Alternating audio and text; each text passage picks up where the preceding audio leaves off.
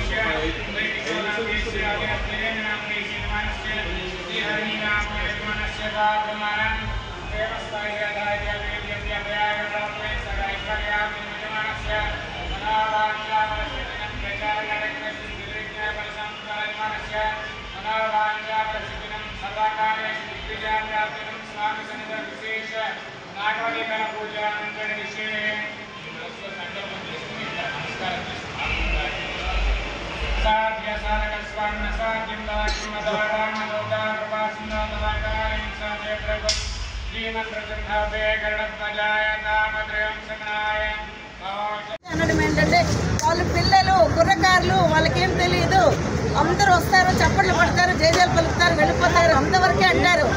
దాన్ని మనము విరుద్ధంగా ఈరోజు మనము జనసేన జన చైతన్యం అనే ర్యాలీ ద్వారా మనకు ఎంత క్రమశిక్షణ ఉన్నామో, మనం ఎంత అందరినీ ప్రభావితం చేయగలుగుతున్నామో, అందరిలో చైతన్యాన్ని తీసుకురాగలుగుతున్నాం అనేది మనం చేసి మనం నిదర్శనంగా నిలవాలి. ఈరోజు ఇది ఆరంభం. ఇది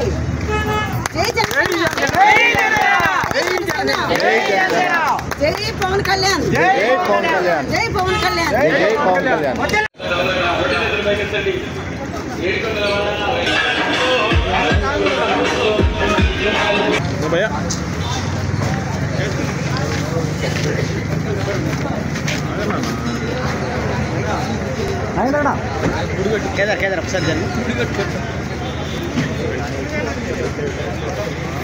నేషనల్ యూత్ డేని మనము అందరం ఇక్కడి నుంచి జనసేన పార్టీలోని జనసేన నాయకులు, జన సైనికులు, వీర మహిళలతో పరిటాల గ్రామంలోని